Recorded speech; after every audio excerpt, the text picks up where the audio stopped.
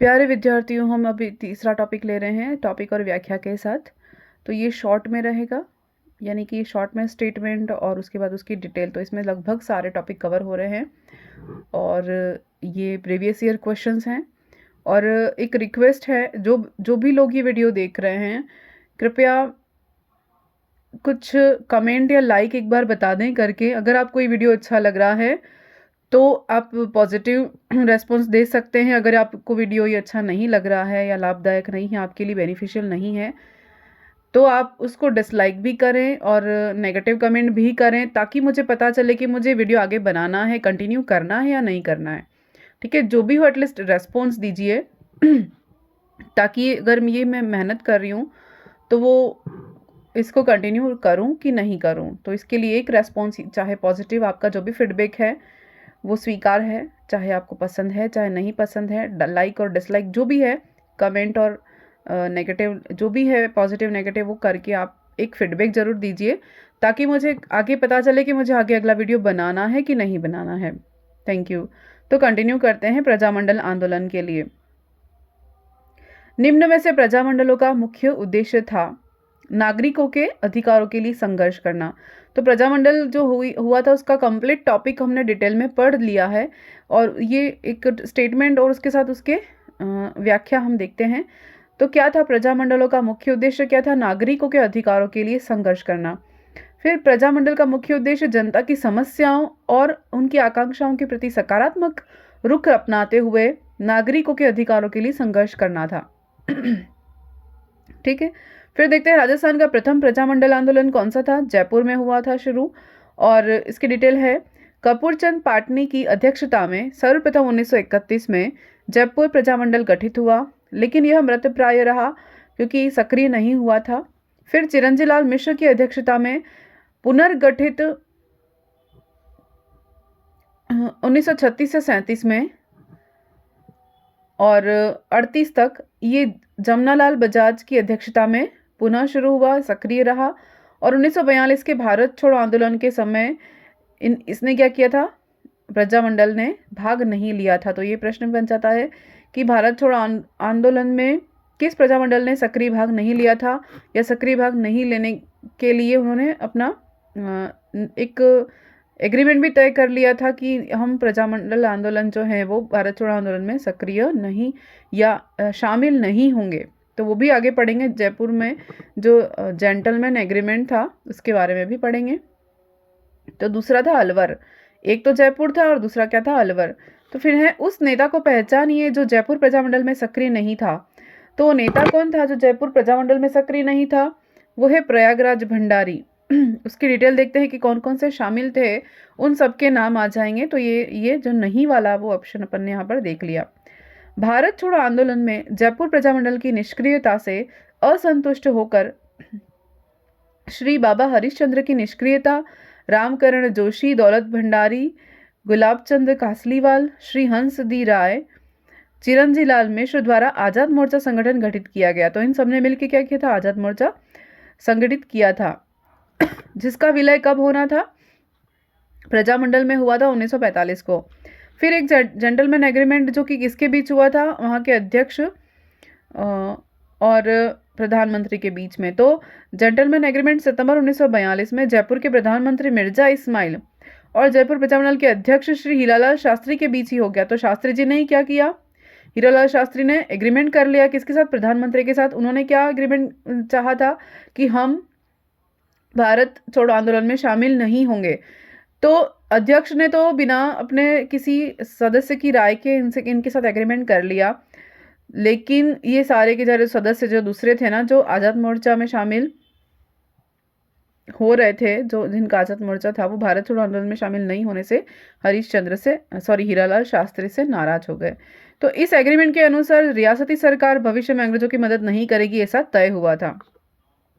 ठीक है, इस पे प्रश्न आता है, इंपॉर्टेंट है। फिर बीकानेर प्रजामंडल की स्थापना किस वर्ष हुई, कब हुई? 1936 बीकानेर की। ये पूरा हमने जो प्रजामंडल वाला पूरा वीडियो मैंने डाल रखा है उसमें कंप्लीट सीक्वेंस में सबके ईयर के साथ मैंने यहाँ पर दे रखा है, तो आप देख सकते हैं वो वीडियो जिसको प्रजामंडल पढ़ना है अच्छे से। फिर क्योंकि डिटेल वाले वीडियो में व्यूज़ नहीं हैं तो मैंने शॉर्ट वाले बनाए हैं। फिर बीकानेर प्रजामंडल पंडित मघाराम वैद्य की अध्यक्षता में गठित हुआ। कब हुआ? 4 अक्टूबर 1936 को हुआ बीकानेर प्रजामंडल की स्थापना हुई। कब? 4 अक्टूबर 1936 को। किसकी अध्यक्षता में? पंडित मघाराम वैद्य। तो ये प्रश्न भी बनता है। इसमें श्री भिक्षालाल बोहरा, श्री सुरेंद्र कुमार शर्मा, शेर राम और लक्ष्मण दास ये मंत्री, ये सहयोगी थे। ये सारे के सारे इनके सहयोगी थे। किसके? मघाराम वैद्य के। तो क्वेश्चन तो बेसिक तो इतना ही आता है। अभी तक जो पुरानी एग्जाम्स हैं उनमें सब में इतने बेसिक वाले क्वेश्चन ही आए थे कि बीकानेर प्रजामंडल की अध्यक्षता किसने की थी? तो पंडित मघाराम वैद्य। इतना ही मैच करने के बाद अब सारे क्वेश्चन कैसे आते हैं? डिटेल में आते हैं। तो ये पूरा जो डिटेल दे रखा है ना, व्याख्या, उसमें से किसी भी स्टेटमेंट बन सकते हैं और क्वेश्चन को कठिन बनाया जा सकता है।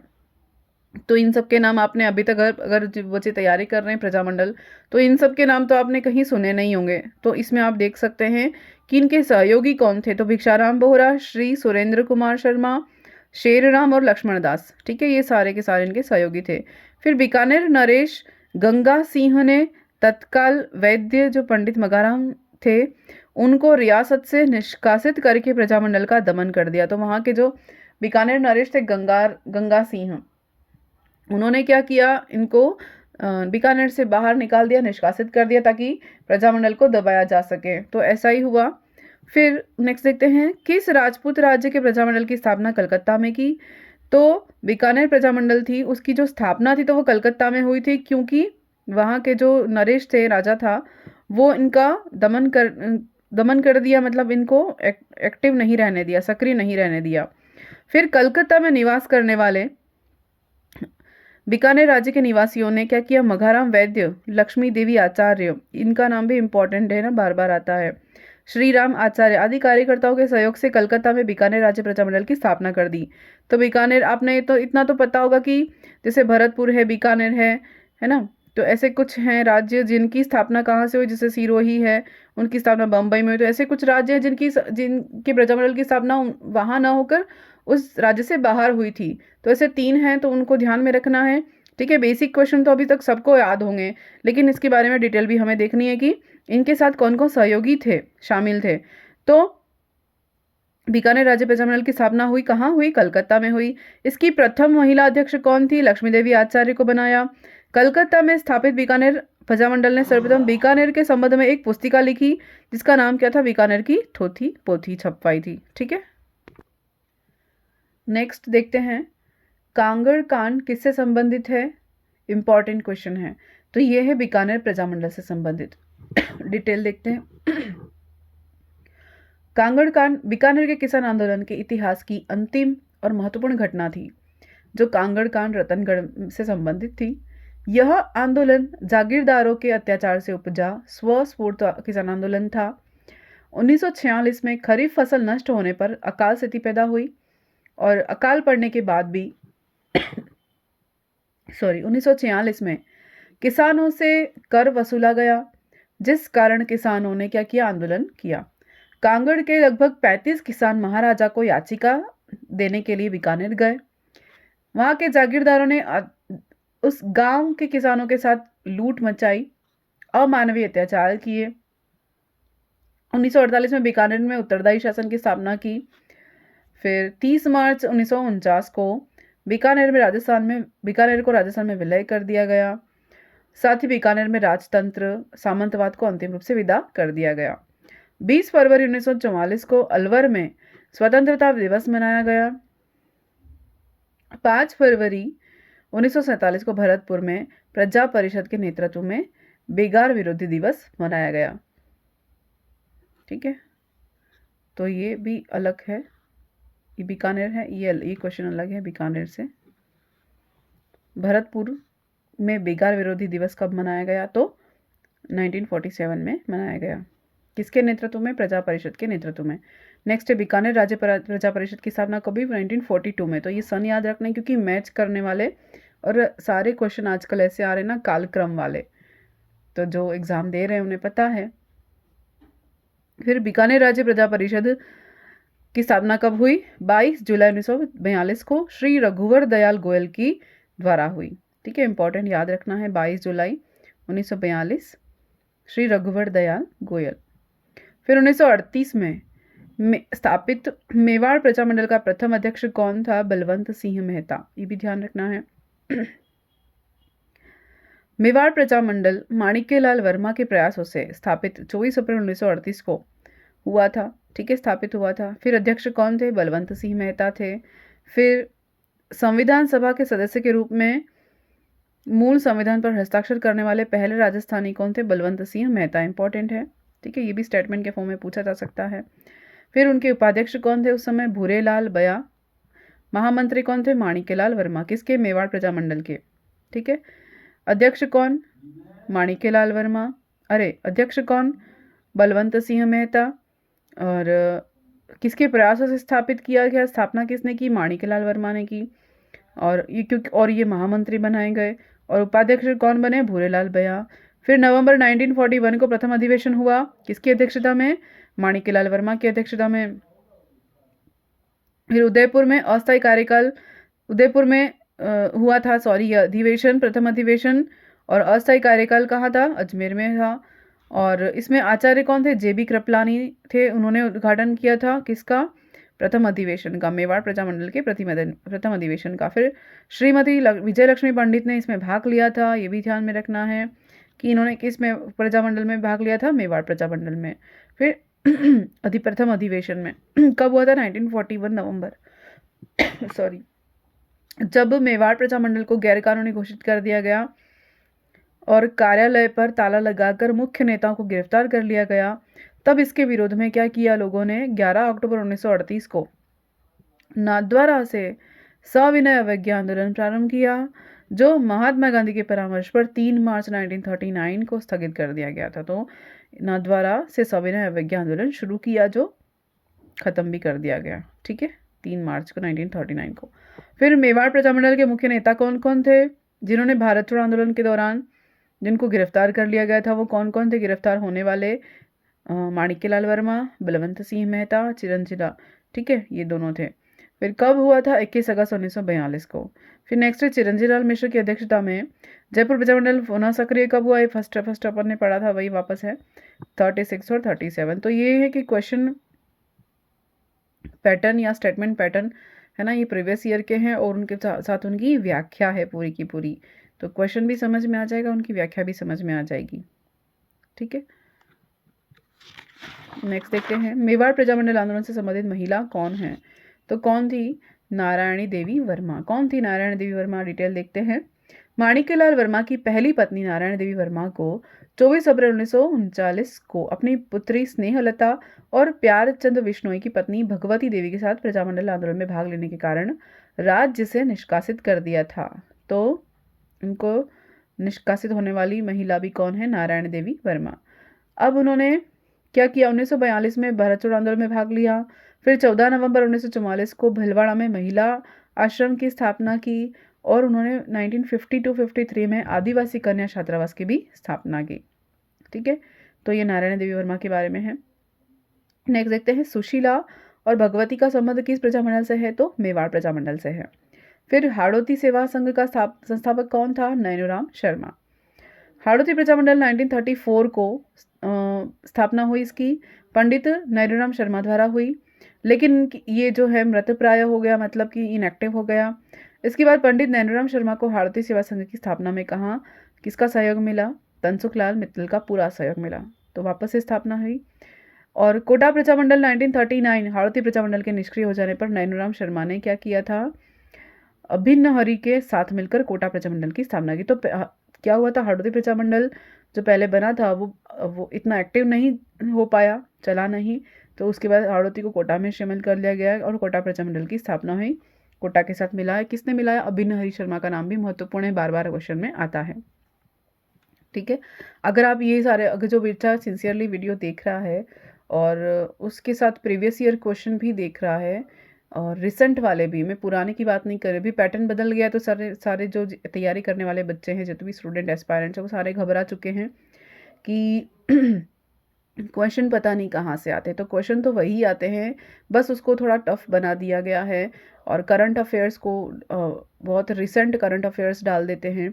और जो भी क्वेश्चन है वो वन स्टेटमेंट में न देकर 4 से 5 स्टेटमेंट बना के पूछ लेते हैं, उसको टफ बना देते हैं। अगर एक भी आपको नहीं पता है तो सारा क्वेश्चन गलत हो जाता है।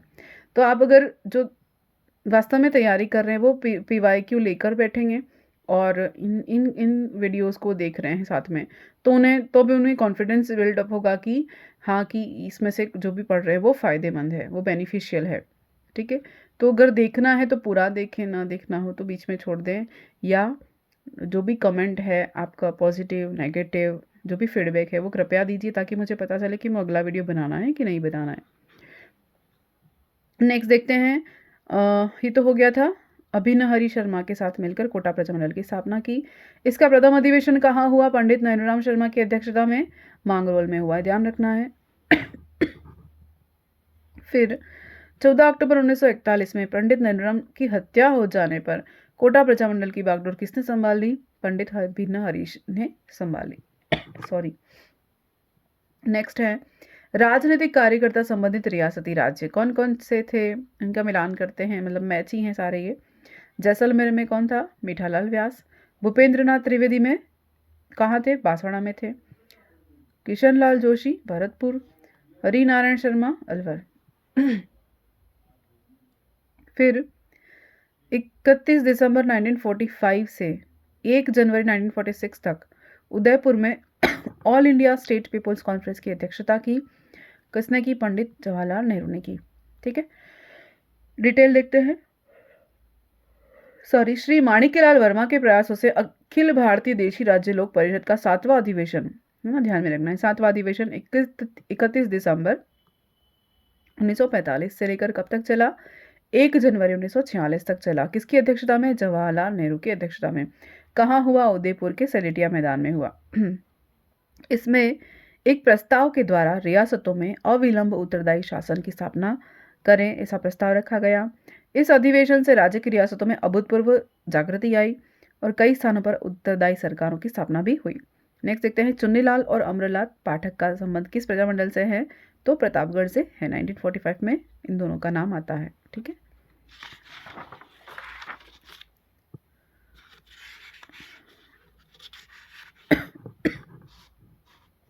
नेक्स्ट देखते हैं, किस रियासत में गोकुल भाई भट्ट ने प्रजामंडल आंदोलन का नेतृत्व किया? तो किसने किया? सिरोही में। तो ये पता है कि सिरोही की स्थापना कहाँ हुई थी? बंबई में हुई थी, राज्य से बाहर। तो इस वाले पेज को हम अगले वीडियो में देखेंगे। Thank you. तो अगर आपको पसंद आता है, आपको आपके लिए बेनिफिशियल लगता है, फ़ायदेमंद लगता है, तो प्लीज़ एक पॉजिटिव फीडबैक दीजिए। अगर नहीं लगता है तो प्लीज़ एक नेगेटिव फीडबैक दीजिए या डिसलाइक करिए, जो भी, कम से कम फीडबैक दीजिए, ताकि मुझे पता चले कि मुझे अगला वीडियो बनाना है, मेहनत करूं कि नहीं करूं। ठीक है, धन्यवाद।